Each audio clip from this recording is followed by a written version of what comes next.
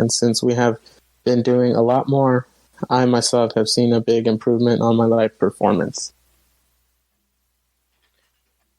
So, yeah, that's what I James... think that's awesome because, like, when you're not just sitting there using it as a chance to get fucked up, you can focus more on producing such a great product, you know?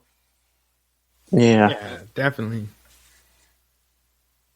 Which, I mean, it's always good to get sober, but, I mean, I enjoy the occasional beer every now and again, but No, a lot of people, it brings out the best in them. Like my buddy who I was talking about earlier, when we met Close Your Eyes, he is going on 3 years sober now, and like there's this staple venue in Lubbock, Texas, that's got like a restaurant and a back room, and it's like usually for local bands, it's got just this little hallway, and they have these doors that they'll open up where they keep the merch or pool tables or whatever usually. And those doors don't ever open up unless big bands like Suicide Silence or something come through. Well, not really them anymore because I haven't really. I've refused to listen to their most recent album, but you know what I mean. Big bands.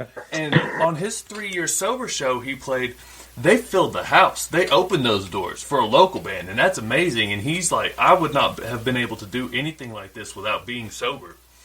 3 years ago, he was shooting up whatever he could find, and now he's like playing a bill to a filled up venue. So I hope that that's really cool. And I hope that comes from that y'all only get to see y'all's greatest dreams like that happen. Oh yeah, definitely. I can say that it's been a journey, but it's also just, you know, if you look at how we used to play when we first started, I know like the biggest compliment we got on our first show was they were like, this is no way that this is your first show. You guys don't look like you've never played a show before. And which is a huge compliment because we were just like nervous. We were like, you know, like crazy nervous. But ever since then, that's just kind of been our thing, that we just want to get better. We want to, you know, just put on a show. We want to have high energy. We want people to be excited to see us. And I mean, definitely that's, you know, I think that's one thing that the band definitely is pretty strong in. I know that we're all, I mean, I'm going to speak for all of us. We're all squares, you know, we're all, you know, pretty lame. We don't do anything crazy. We're not, you know, we're trying to stay out of trouble. And so we kind of just let out all that energy on the stage. So. And that's awesome. And it's really cool to whenever you get that like tight-knit thing, because my buddy put it like a really unique way that I've never heard it, because it's not just sitting in a room and writing music. Y'all are making art together, and some people, everybody's got different opinions on the same type of art. So whenever you can find the people who y'all hit the same, what is it like? Hit the same note, I guess, when making art, it's such a beautiful, beautiful thing. Like whether it be jamming or writing or anything, playing a show, whatever, man, and that's awesome. Yeah, that definitely helps. I know that was something that I was kind of afraid of jumping in, is how are we going to do with like chemistry? How are we going to do like, you know, and it's funny because if you know, if you were to sit down with us and we were to tell you all our styles, you'd be like, there's no way you guys can write music together. You know, like Aaron is really into like metalcore and hardcore, and you know, I mean, he can tell you more, but like I'm into that as well. James has had, you know, past experience with something heavier. We have different, and if we were to sit there and tell you, yeah, this is what I listen to, this is what I listen to, this is what I listen, you would be like, there's no way the 5 of you guys can sit in a room and play what you're playing, because there's no way that a guy that listens to punk, pop punk, hardcore, deathcore, like metal, old metal, like you'd be like, there's no way. You guys would definitely be clashing, but we don't. And I think that's definitely influenced our sound, which I couldn't tell you what we sound like. Yeah. But it definitely has. Exactly. Yeah, I appreciate that, man. That is funny too, because like when we first just brought up the band in general, it was James and I that started it from the very beginning. And like we had a couple ideas, like we want to sound like, you know, this band, like not necessarily sound like them, but like styles go. And then as it progressed and we found our, like we got Martin and we got our other, guitar player, Steven and Carlos, and we started writing and we noticed like this is a different sound. Like there's no one in the scene in Fresno that sounds like us. There's also like, we can't necessarily put a name like for a band that sounds like us, Yeah, we even put a post on our Facebook, on our band page, and we're like, hey guys, we need your help. Who do we sound like? And everybody was throwing every kind of band, and I'm thinking like, thank you, but I mean, it's funny because it wasn't consistent answers like, oh, you guys sound like Metallica all the way down. It was like every post was something completely different, and I'm thinking, I mean, that pretty much sums it up. We don't sound like anybody. Yeah, and that's what James is saying. He's like, I can never tell someone what we sound like ever.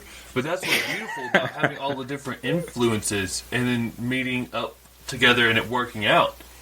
So, like, what would you say was your favorite music to listen to while growing up? Because when I was young, I listened to way different stuff than I do now. Like, it's black and white difference almost. Oh yeah.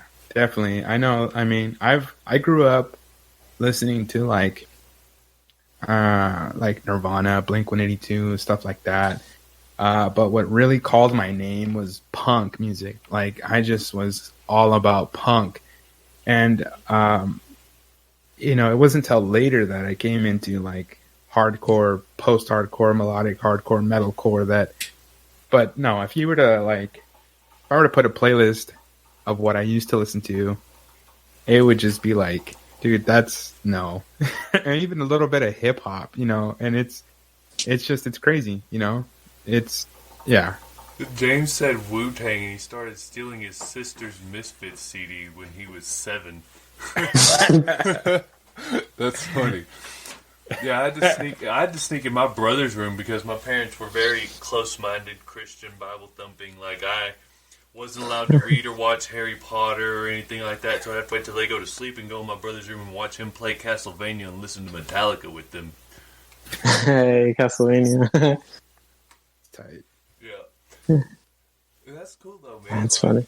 Like, so punk. I think my Spotify gets really confused by my music taste a lot. What do you want from me? I share a Spotify with my wife, so literally my Spotify is like, I'm just not even going to give you a playlist of what you play because there's no way that those 2, 5, 10 different artists can ever be in a playlist. That's cool. He said he never gave those CDs back. I didn't really follow it because I don't have the attention span to practice, but I started learning how to play the drums to the Misfits. Oh, wow. Yeah. That is really cool. Yeah. Wish I would have followed it, but man. I do what I can. And so, on the same subject of growing up listening to different music, do y'all have like a favorite, like come home to meal or anything that like, whenever you're like, I don't know, go on tour or just go home and want to cook something, is there like a favorite meal that y'all like to make or anything like that? This one might be hard for James because James is actually a chef. So he kind of sometimes he gets tired of food. Other times he's like, I don't know. But as far as me goes, I don't know, man. I like food. Yeah, I'll eat like some like tacos or some Italian food, Chinese food, anything, man. If it looks good and smells good, you're probably gonna eat it. I used to be real picky and be like, oh, there's mushrooms in it. No, I'm just like, if I see it now, I'm like, that looks so good, it's gone. Right, definitely. Yeah, James.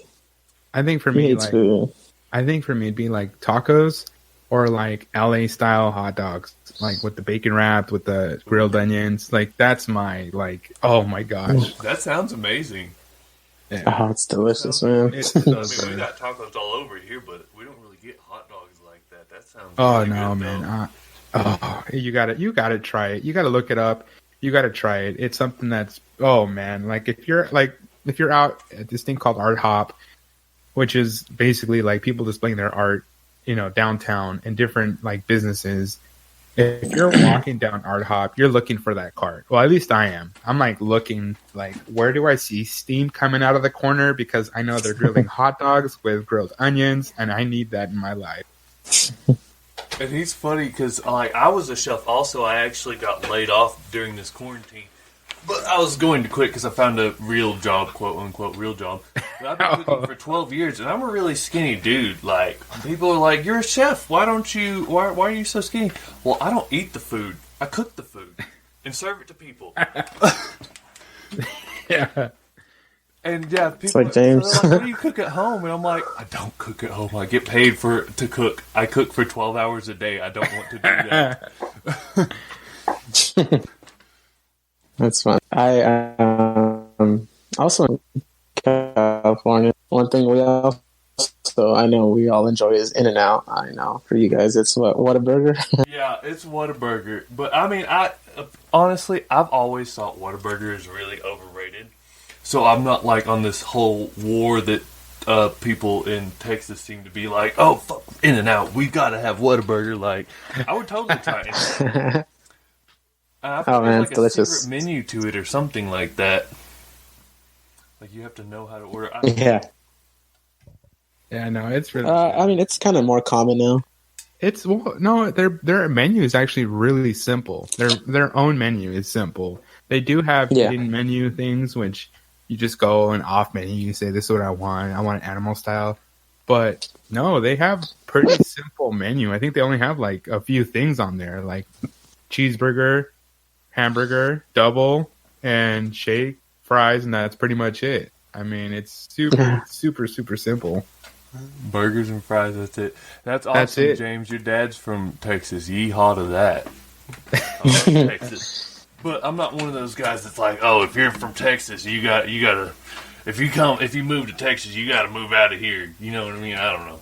Like, if people are ridiculous sometimes, I'm like, dude, like, if they want to come to Texas, be happy. Let them live here. Texas is amazing. You do what you want to do. But on a totally different note, who are y'all's favorite actors? Oh, man. That's tough. Jack Nicholson, huh?